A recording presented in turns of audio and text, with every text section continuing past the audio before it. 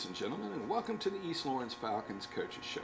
I'm your host, Scott Davenport, and as always, it's my pleasure to be here with Coach Chris Robinson. Now, Coach, we traveled this past Thursday. I was about to say Friday, but we traveled this past Thursday to historic Henderson Field in Macon, Georgia. Played a very good Southwest Macon team. One of the there were a lot of teams we played with athletes, but they were not at a loss for them on Thursday night. Right, they're a very good football team. They're going to finish second, most likely, if they beat Blakely County this Friday. They're going to finish second in the region, and they got athletes everywhere. They got Division I players that are getting recruited by Division I schools. They got 3 or 4 of those. So it was a great challenge for us. I felt like defensively we did some good things, but they made more plays than we did. Offensively, their defensive line may be one of the best defensive lines in our region.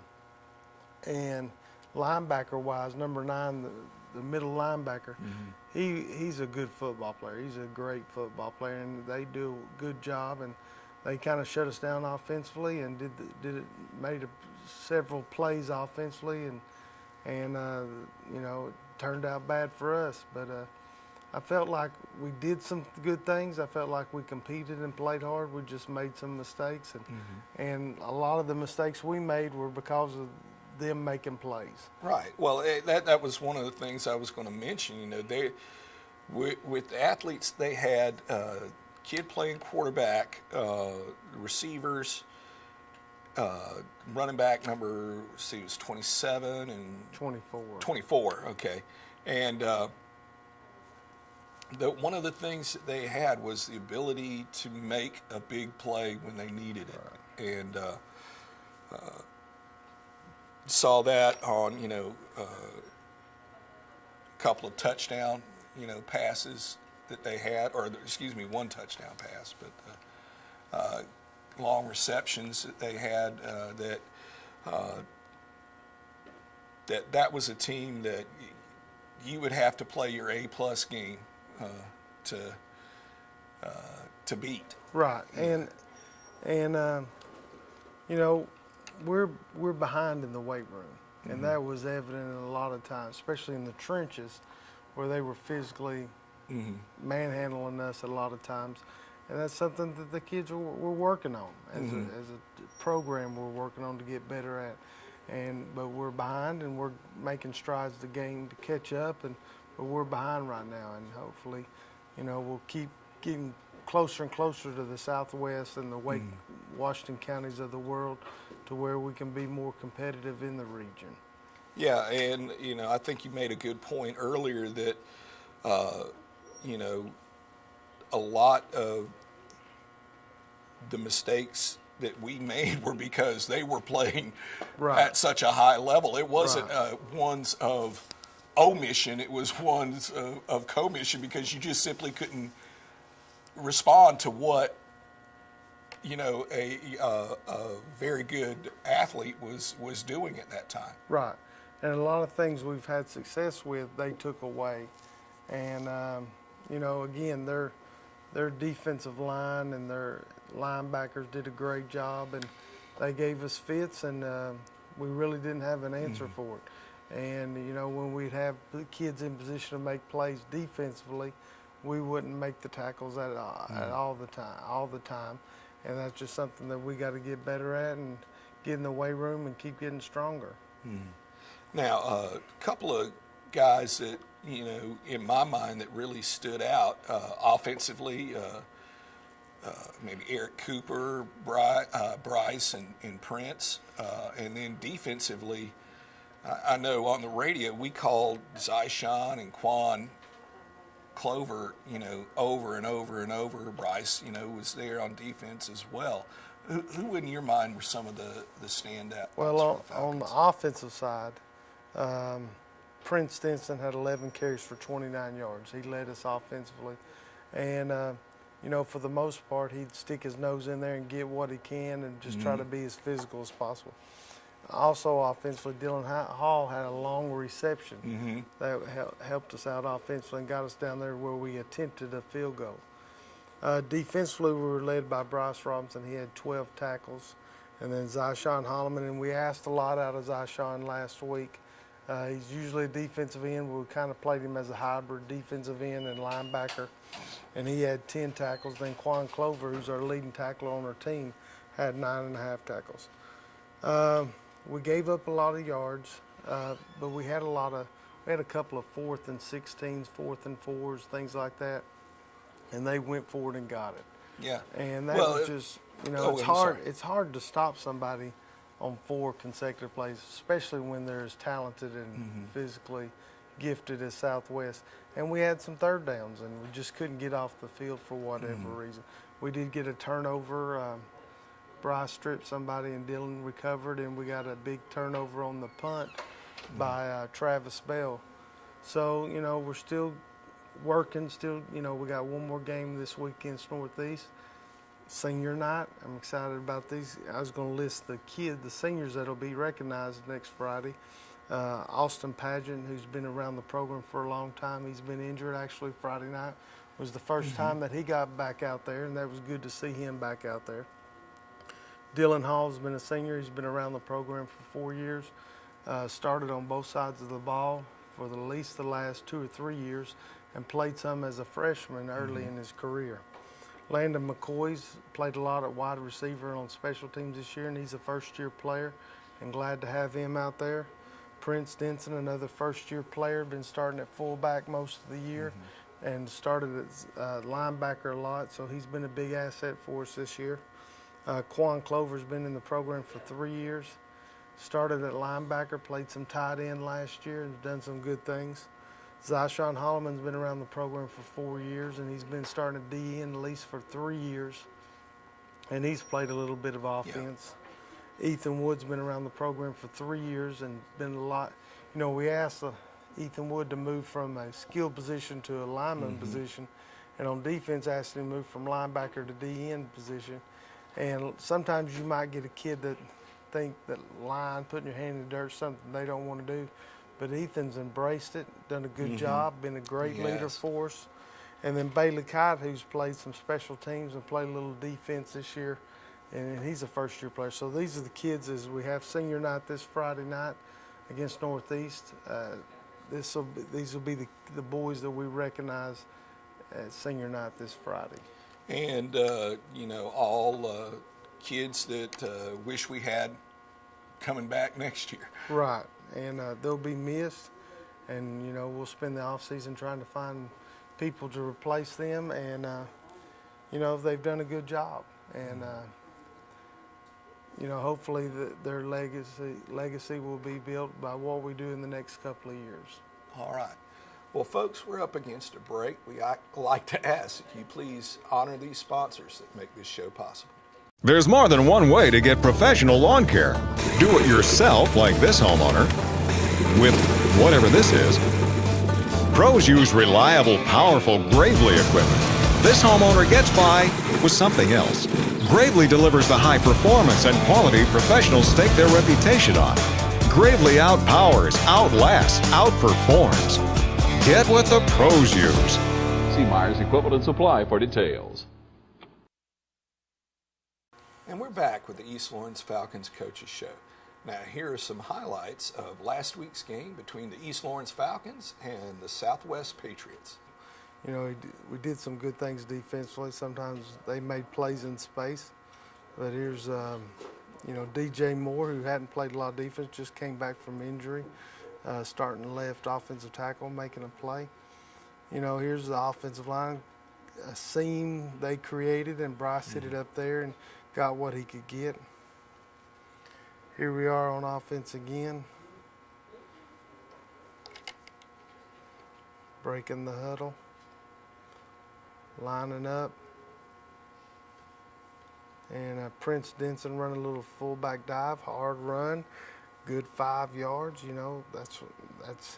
That's all we get. That's a great play against this defensive front. Trying to get Prince on the edge, a big athlete, physical runner. A good 4-yard run. Here we are on defense again. And Bryce and Zyshawn there making a big play defensively.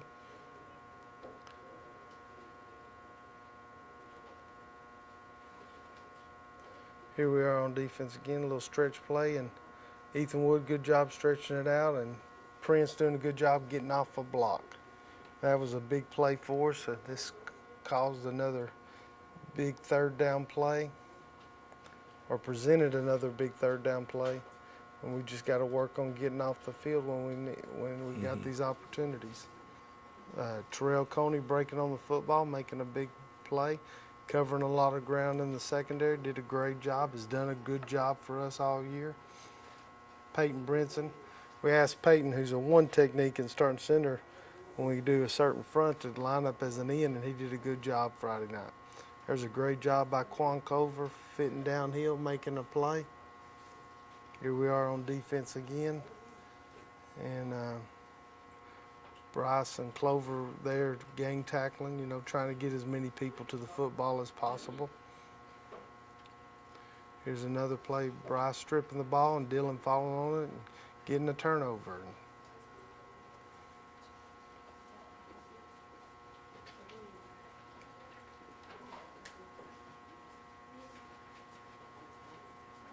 Here we are on defense again.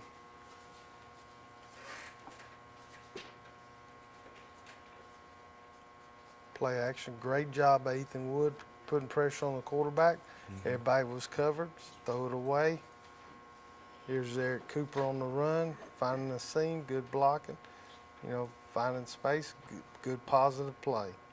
Unfortunately, we didn't have enough of those Friday night to put them together. Yeah. Here we are on offense again. Prince on a little trap play, good job. Carson Kite, a freshman, got his first start Friday night and did a good job against that very imposing defensive line of Southwest. Here's another big play by Ethan and Austin Padgett getting on the play. Now, you mentioned it before, glad to see Austin back. Yes. Good run by Eric Cooper, you know. First guy didn't tackle him. He kept bouncing and spinning, getting positive gains. Here's our big, long 59-yard play to Dylan Hall from John Eric Sin. Poor old John Eric, he took some lumps Friday night, but he kept battling. Now, Coach, after taking a look at the highlights, I know one of the plays that you mentioned with them, you were talking about, you know, having them, or earlier in the show you talked about having them in, you know, a 4th and 16, and with their big play capability, it was never one of those things where you were able to, at least, or me, you know, watching it, I never felt like, after watching them play a little while, that there was not a spot on that field where you felt like you were safe with them. Right. I mean, they definitely present a lot of challenges, and offensively they got skilled kids all over the place. You know, and sometimes we forget, we take these skilled kids and they're running around making plays. Their offensive line was some large individuals, right? And they, you know, they presented problems. They're a good football team. Yeah. And I see them doing well in the playoffs, and I think our whole region will represent Region 3 well in the playoffs. And you know, we would make a play, then they'd make a play, and their play would be a little bit bigger than our play. And you know, something that we got to grow from is make a play and be more consistent on every play, and that, you know, it's something we're striving for and keep working towards, and kids are working hard, and we're just trying to get to where we can be more consistent on offense, defense, special teams, all parts and all phases of the game. All right. Well, folks, we're up against another break. Stay tuned after the break, where we take a look at next week's opponent, the Northeast Raiders.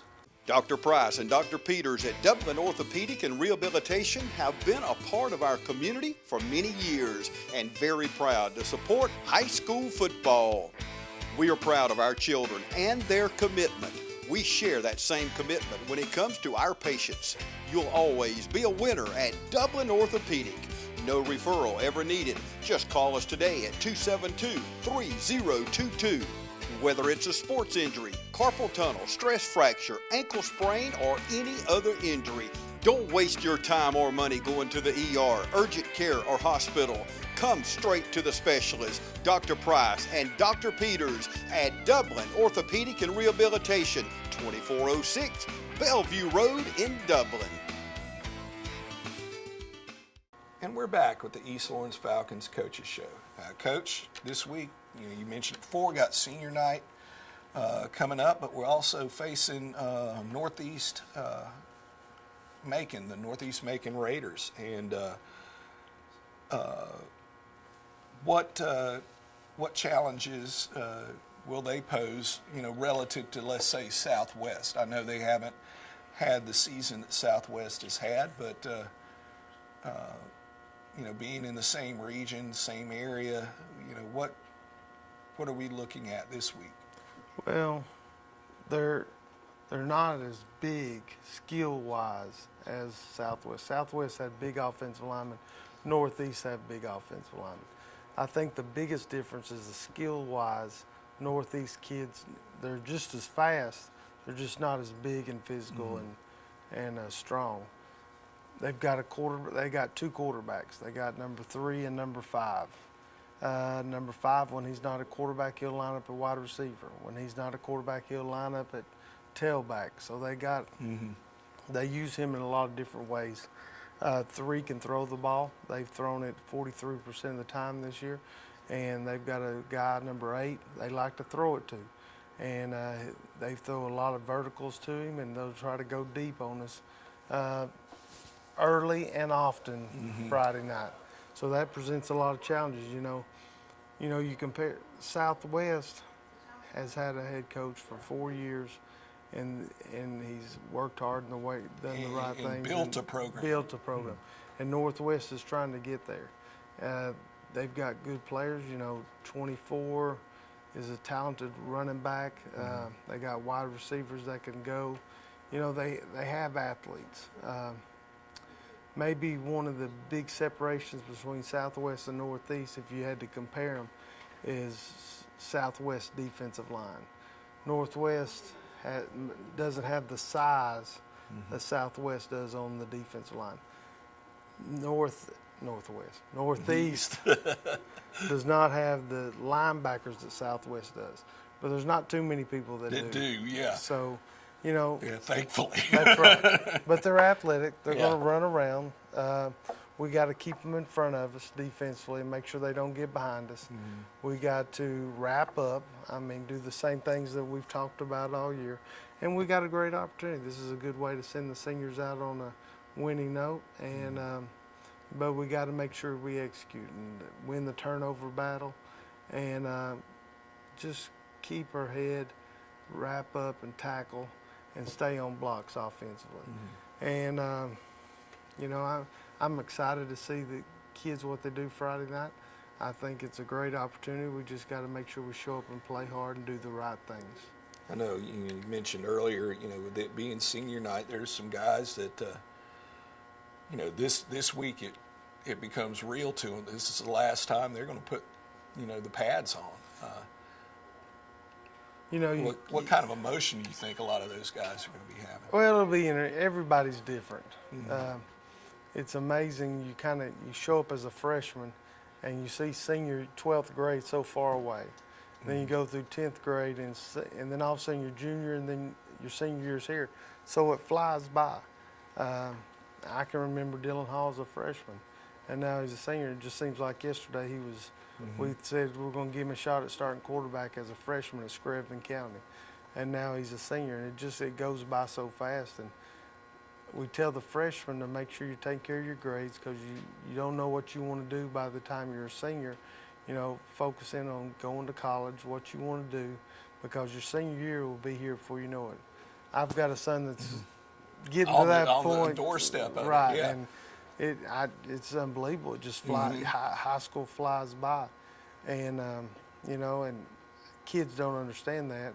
They think they can it's take a sad thing. You don't understand it until it's over. That's right. And you can tell them over and over again, yeah. and they don't believe you. But it's one of the cruel things about life, Right. But I think Friday night, when it's over with and they can kind of settle down, win or lose, they'll reflect back on it, and it'll be they'll miss it. And a lot of the kids, I listed off earlier, are going to basketball, or going to baseball, or going to soccer, or going to track. They about all play another sport. So they don't have a lot of time to dwell on it, because Right. they got practice Monday and yeah. moving on to the next sport. And then, that's the neat thing about East Lawrence is you got kids that play multiple sports. We don't have a lot of kids that specialize in one thing or another. And that's what makes East Lawrence so special, is the tight-knit community and the athletic program. All right. Well, Coach, we've got Northeast coming up. Senior night, 7:30, correct? That's or it. are we going to do the seniors before? Seniors will do it at 7. Okay, so the seniors will be at 7, begin at 7. Game starts at regular time, 7:30 this Friday. Folks, if you get a chance to get out there, support these kids, please do so. I know they're going to appreciate it, and they'll give you something to cheer for. And as always, go Falcons.